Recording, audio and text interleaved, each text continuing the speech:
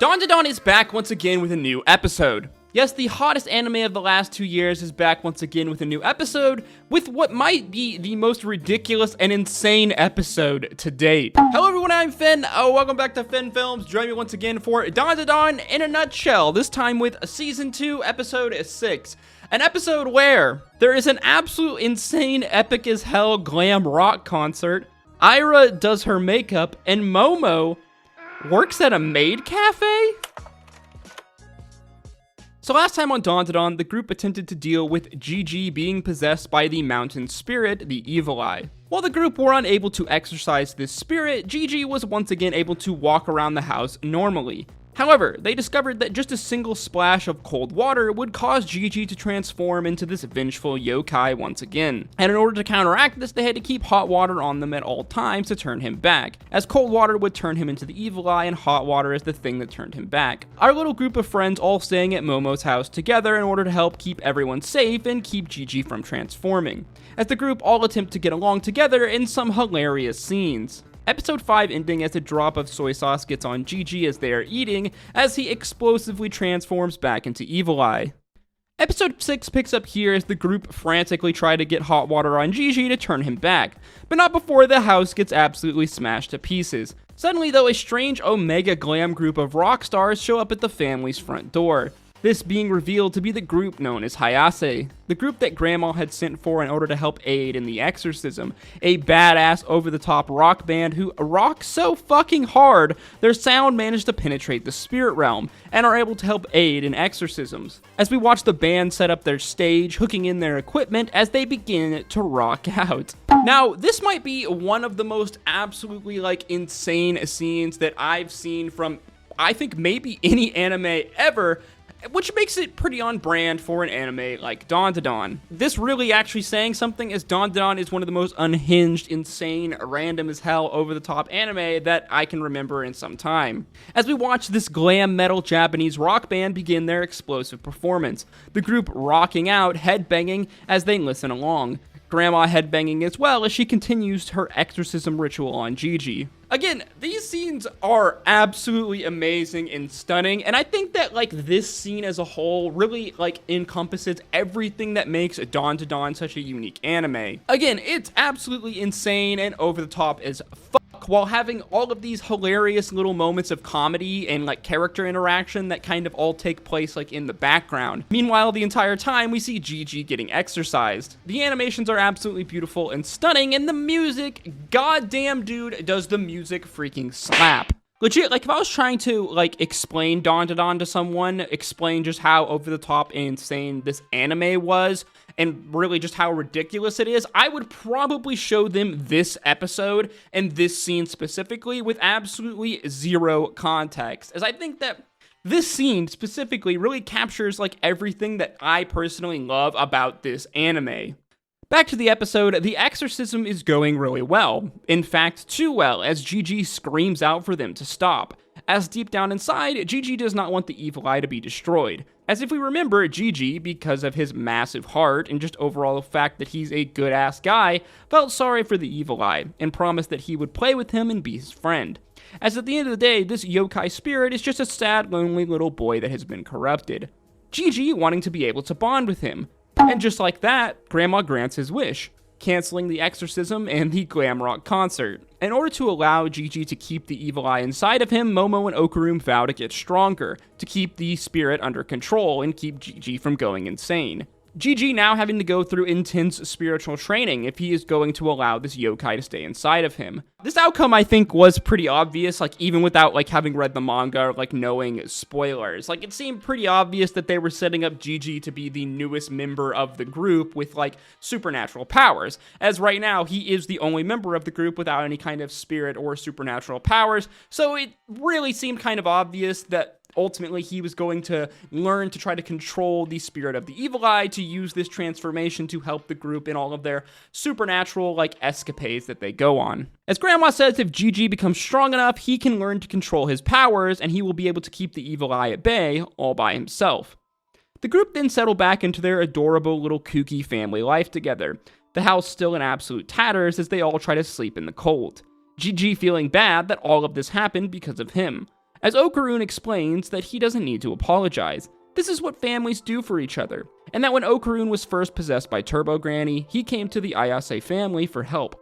And later, when Okarun tried to repay them, Sexy Grandma said if he really wants to repay them, he can pay it forward to someone in the future who is in trouble. This being a really big kind of bonding moment for all of our characters together, as the episode title is something along the lines of like, we're now a family, and we can really see that this bond is really starting to form between all of these characters, really into one big happy family. We see some more cute, funny scenes of the group going about their morning routine, Hayasii doing her makeup, them having breakfast together, and just bickering with one another. The three kids heading back off to school as Gigi waits at home. Here, Momo decides that she's going to get a part-time job and help pay to rebuild the house. Something that her friends think is hilarious because it's not like Momo is the most reliable person in the world. After school, Momo's friends corner Okarun, saying that they are all going on a date together, as we get some hilarious scenes of the girls dragging Okarun across town as he struggles and tries to resist. Okarun not wanting to go on a date with these girls because, well, obviously he's in love with Momo. Finally, the girls manage to drag him to a cafe. A maid cafe. As to Okarun's shock, he sees Momo dressed up in a maid outfit.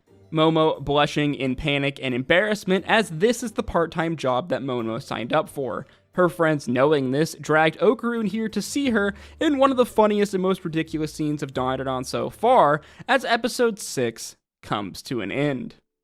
And yes, what another absolutely insane, over-the-top, and just sheer ridiculous episode of Dandadan so far. Season 2, I think, has really picked up where Season 1 left off, and it really has been an absolute sheer roller coaster. Obviously, the first, 3-4 episodes of Season 2 were, over-the-top, fast-paced, very much action-oriented episodes. Those episodes were much more serious. Well, it's as far as serious as Dandadan as an anime can really be, as opposed to the last few episodes, which have been way more on the kind of normal spectrum of insanity and ridiculous and just sheer comedy that we've come to expect from this anime. This episode, though, I think really takes the cake and is a perfect example of, again, the absolute sheer insanity and over-the-top kookiness, randomness of this anime, of an anime like Dandadan. I think this is one of the reasons why Dandadan has become so popular so fast. It really hits all of these genres, and it's just absolutely insane and hilarious. And this episode, I think, really kind of exemplifies the thing that I love about Dandadan, which is just how unique and different it is. Dandadan really feels like a breath of fresh air in the modern anime landscape, really the landscape up until recently being dominated by these dark shonen, think your Jujutsu Kaisens, your Demon Slayers, Attack on Titan, as well as the proliferation, the absolute mass hysteria that is the fantasy isekai. However, recently, though, we've really started to kind of move into a new era of anime, a new kind of era of a new genre of popular anime. Obviously, Dandadan very much still has its kind of shonen links. Shonen anime will always be popular. These shonen themes, the kind of power scaling, battle anime themes, the shonen group of high school kids all getting along and growing together. These kind of themes will always be popular and always be present across time as long as anime exists and is popular. But we've really started to see a kind of shift away from the dark kind of shonen anime that really kind of has been dominating over the last 9-10 years. And I think Dandadan really exemplifies that, and if anything, it is the antithesis of an anime like Attack on Titan or Jujutsu Kaisen. Dandadan is a shonen, but it is a shonen comedy, and much of the comedy from Dandadan is the fact that it is making fun of shonen, specifically dark shonen. It feels like there really has been kind of a major transition to the more comedy, the more kind of slice of lifey, much more lighthearted anime out there that have become popular. I think of anime like Gachiakuta, which somehow combine both of these themes together. Gachiakuta being very dark, being very deep, and touching on some very real and really, again, deep themes, but also being absolutely insane and hilarious at the same time. You also have another new anime like The Summer Hikaru Died, which is one of the best horror anime I've seen in forever. This tale of eldritch nightmare fuel horror that is somehow also mixed with themes of boy love and also over the top, like ridiculous slice of life, like comedy at the same time. Since Dandadan's drop in 2024, it has very much taken the anime world by storm and probably aside with Solo Leveling become the most popular new anime out there. Dandadan, in my opinion, I think really kind of taking the throne again with Solo Leveling as being the hottest new anime out right now. And I think that a big part of this is just how different Dandadan feels. And I think that episode 6 of season 2 is a very good example of the absolute insanity of this anime. I mean, in what other anime will you see an exorcism scene that is simultaneously a glam rock concert, one that is so beautiful and epically animated while also being absolutely slapping in terms of the music and the soundtrack? Another amazing episode, and what a ridiculous cliffhanger to leave us on Momo in a maid outfit. I mean, who could have saw that coming, especially if you haven't read the manga, and I can't wait to see just what is in store for this insane kooky anime and this little love story, romance story between Okarun and Momo in next week's episode. You already know that it's going to be absolute hilarious and ridiculous. As always, guys, with these videos, these are just my thoughts and opinions, so feel free to let me know yours in the comment section down below. What do you think of this week's episode of Dandadan? Let me know in the comment section. As always, if you did enjoy this video, learn something new, please make sure you like, comment, and subscribe, as that is the easiest way to support me, and it really does go a long way in putting these videos into the algorithm. If you did enjoy this video, then want to check out some of my other anime content on screen now. And as always, I hope to see you in the next one. Stay safe out there. Until next time, guys, peace, love, Otto.